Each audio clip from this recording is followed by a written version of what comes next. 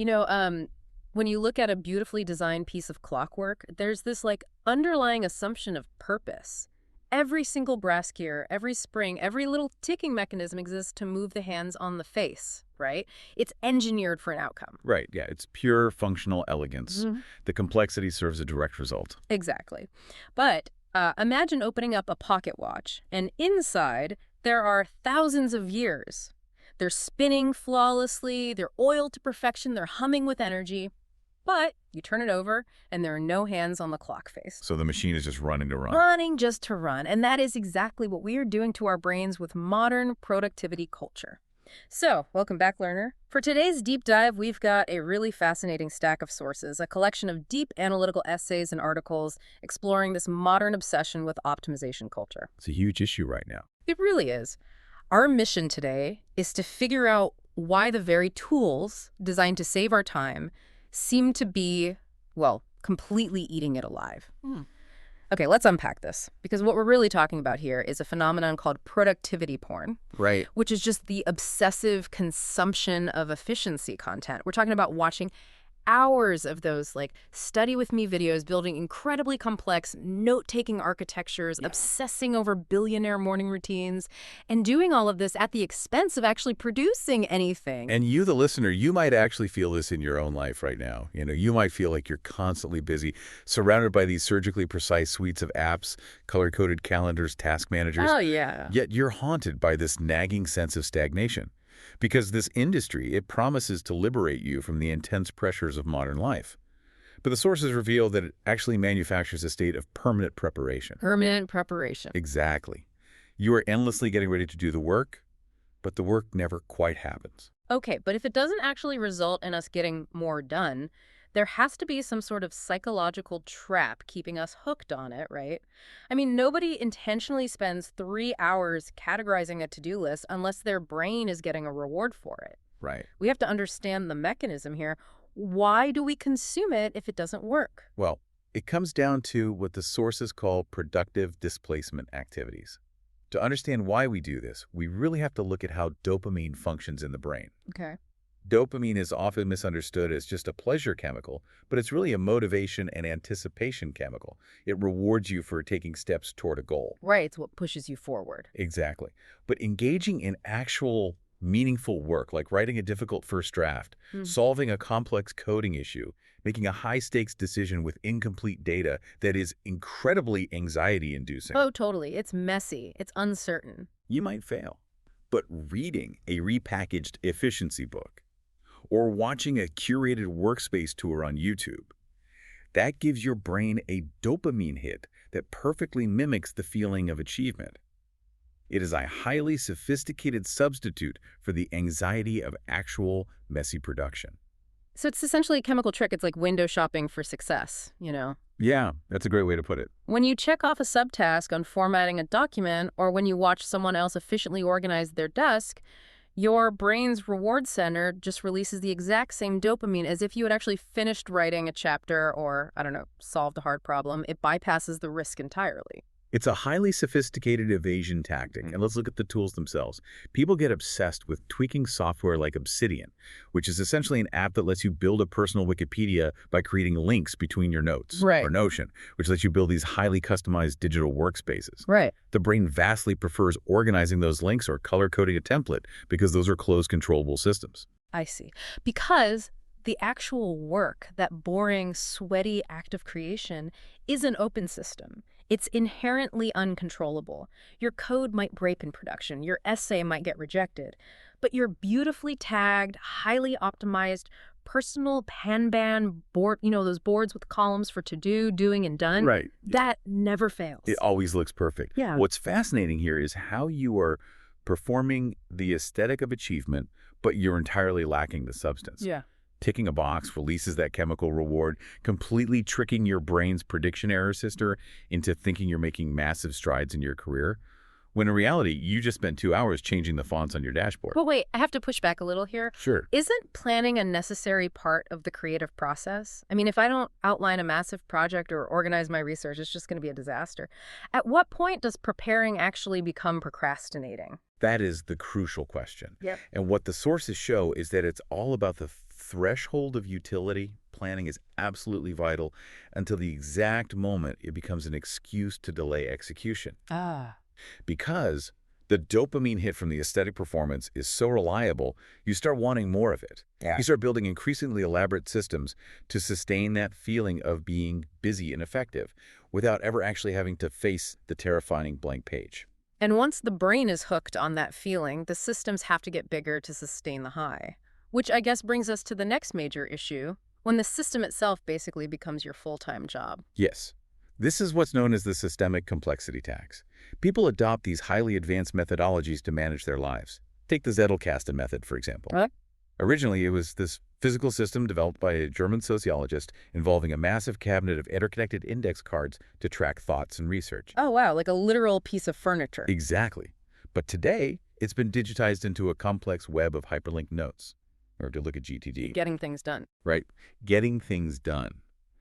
That framework requires you to capture every single passing thought into an inbox, clarify it, organize it into a context-specific list, and do weekly reviews. Right. Or building a second brain, the idea of digitizing every piece of information you encounter so you never have to remember anything. Those sound incredibly exhausting just to describe. I mean, you aren't just doing your job anymore. You're acting as a full-time database administrator for your own life. They require an enormous amount of cognitive energy to maintain. Yeah. You end up with this tool-switching addiction. You might bounce between Roam for your unlinked thoughts, Todoist for your daily tasks, Asana for team projects, constantly trying to find the perfect synergy. Right. But there is a brutal law of diminishing returns at play here. Every new integration, every new automated workflow you set up to move data from one app to another often costs way more in maintenance time than it actually saves you. So what does this all mean? It's like you're building a massive, highly complex, billion-dollar automated factory just to produce a single paperclip. You've built this incredible infrastructure, but the output doesn't justify the machinery at all. Exactly. One of the analyses shares a really powerful quote about this. The scaffold has consumed the building. Wow. The scaffold has consumed the building. That's good. It's spot on.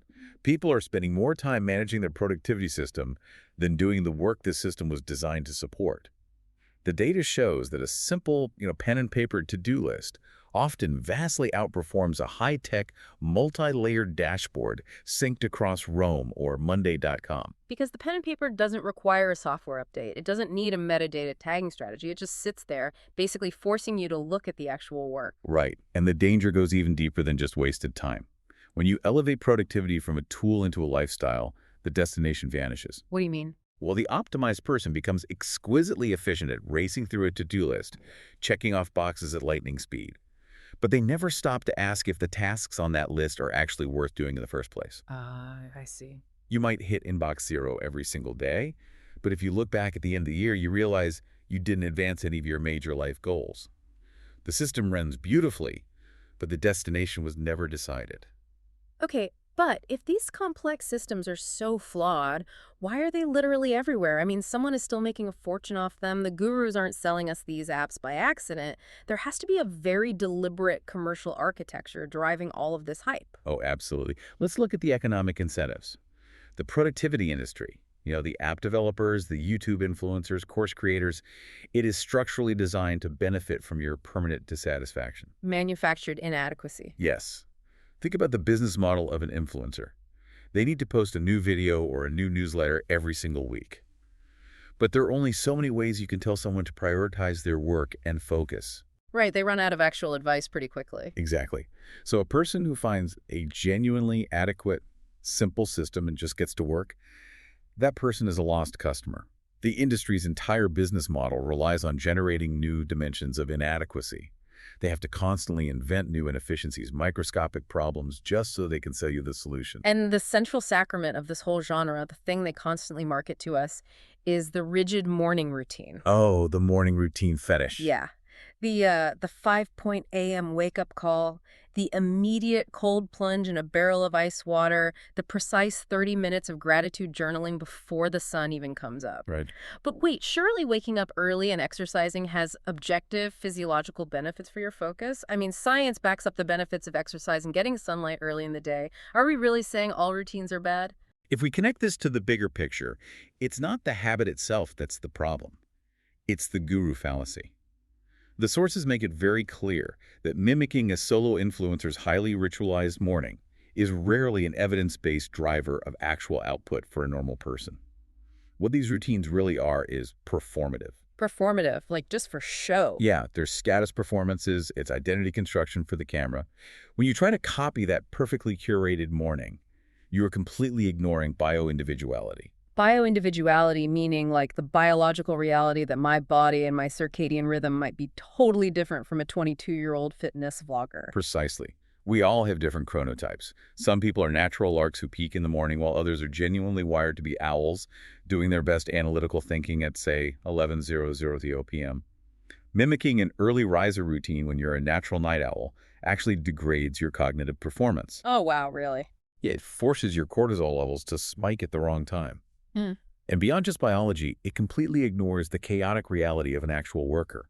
A system designed to look perfect on camera is a terrible fit for an exhausted parent who has a toddler waking up at 4:30 a.m. or someone navigating an unpredictable commute. Right, the curated image they sell is completely detached from the messy reality of actual life. Real ideas don't always arrive during a rigidly scheduled deep work block. They arrive in the shower or, while you're walking the dog.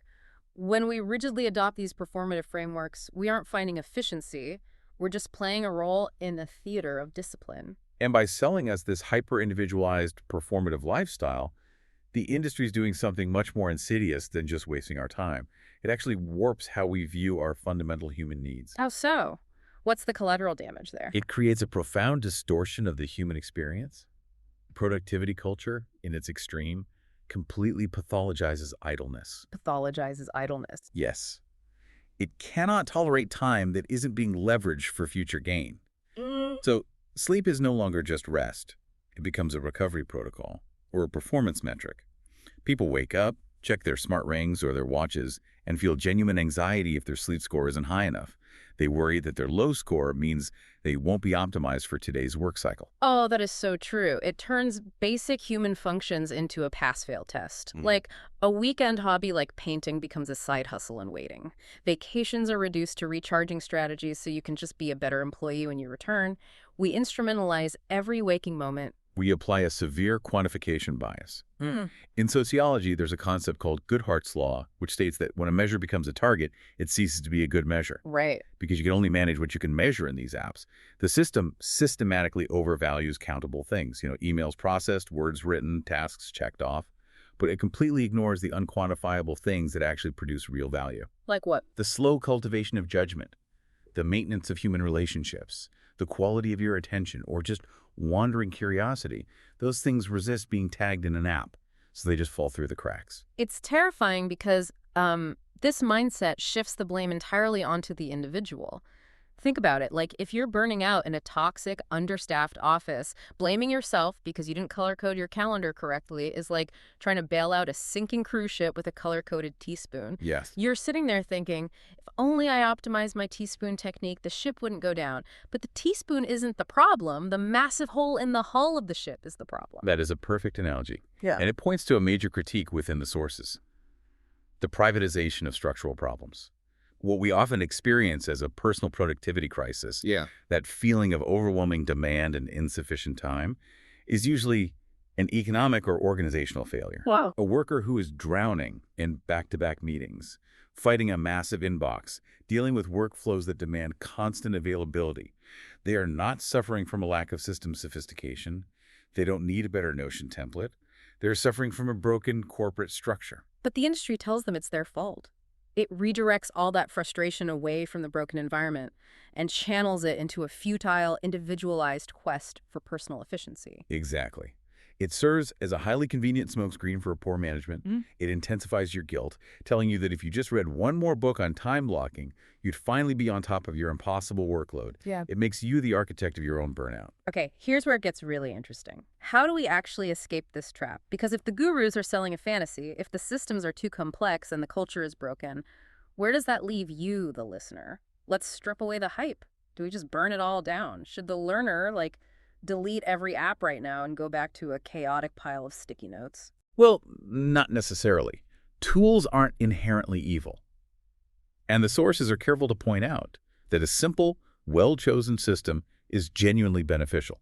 We don't want to throw the baby out with the bathwater. Right. For instance, individuals managing genuinely complex projects, or those with neurodivergence like ADHD, deeply benefit from externalizing their executive function. Mm. Moving tasks out of their working memory and into a reliable system significantly reduces cognitive load and protects their focus. Oh, absolutely. For some people, having a trusted place to put information is the only way they can function without overwhelming anxiety. So the core principles, prioritizing work, protecting focus, those are still valuable. They are very valuable when stripped of all the commercial elaboration. Mhm. The core truth the data reveals is a fascinating reality check. Yeah. The most genuinely effective, highly productive individuals are usually the least interested in productivity hacks.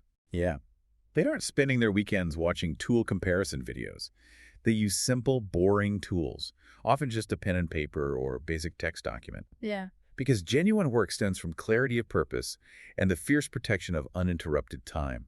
They treat productivity as a modest, rather boring side effect of simply doing meaningful work consistently. They focus on outcomes over optics. Exactly. It really is a profound shift in perspective. To synthesize what we've uncovered in this deep dive, the good life isn't waiting for you at the end of a perfectly optimized Notion dashboard. It's found in the quality of attention you bring to the messy, unrepeatable experience of being genuinely alive. Which brings up a final provocative thought Yeah. I want to leave you, the listener, to mull over. Okay. We've seen how our brains have been trained to constantly seek the next dopamine hit of fake work, right? To view every idle moment as a problem to be solved. So what would happen if you actively rebelled against that conditioning? What if you scheduled 1 hour tomorrow to be perfectly unapologetically bored? Oh, I love that. No inputs, no tracking, no systems. Just you and your unmanaged mind. What raw creativity might emerge when you finally stop trying to be a machine? That is a brilliant challenge. It's time to stop polishing the gears of the clockwork and actually decide what time you want it to be. So thank you for joining us on this deep dive, learner. Take a hard look at your digital tool belt this week, and we'll catch you next time.